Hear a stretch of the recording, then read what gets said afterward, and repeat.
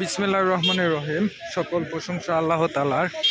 তো বন্ধুরা, এটা হচ্ছে আপনার চান্দাইকোনার এবং ভূয়াগাতির মাঝামাঝি, একটু সামনে একটু ভূয়াগাতি। তো এখানে একটি তেলের লরির সাথে একটা মোটরসাইকেলের অ্যাক্সিডেন্ট হয়েছে। তো এখানে একটা সবচেয়ে ভালো বিষয় যে মানুষ কেউ অতটা আহত হয় নাই, কিন্তু এখানে যে গাড়িটা উল্টে গেছে, মোটরসাইকেল অনেক ক্ষতি হয়েছে, কিন্তু লোকজন আপাতত আল্লাহ খুব ভালো রাখছে।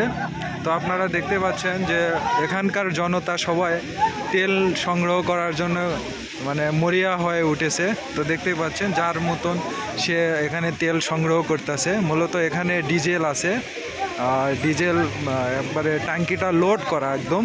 তো দেখতে পাচ্ছেন এখানকার এলাকার লোকজন সবাই তেল সংগ্রহের জন্য খুব আগ্রহ, মানে উৎসুক, মানে একদম মরিয়া হয়ে উঠেছে।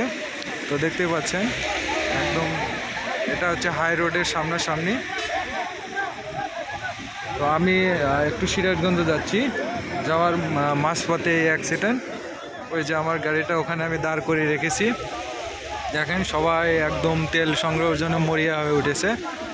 তো আসলে আমিও একজন বাইকার, তো সব বাইকারকেই অনুরোধ করব যে আসলে নিরাপদে চলার জন্য, গতিটা নিয়ন্ত্রণে রাখার জন্য।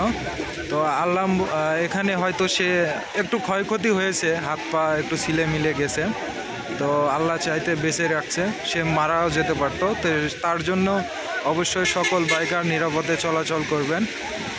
এটা আমিও একজন বাইকার, আসলে এটা সবারই উচিত যে নিরাপদে চলাচল করার জন্য। এখানে হয়তো জীবনটা হারিয়ে যেতে পারতো।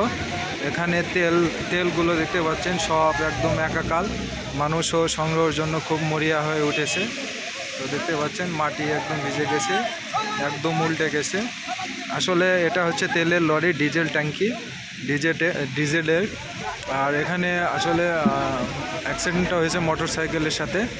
তো দেখতে পাচ্ছেন একদম। তো আজকে সবাই ভালো থাকবেন, সুস্থ থাকবেন, এই দোয়া রাখি। আর সবার কাছে অনুরোধ থাকবে যে হাই রোডে ওঠার পরে আসলে আপনার নিয়ন্ত্রণটা আপনার নিয়ন্ত্রণে রাখবেন, তাহলে হয়তো বেঁচে যাবে একটি প্রাণ। তো সবাই ভালো থাকবেন, সুস্থ থাকবেন।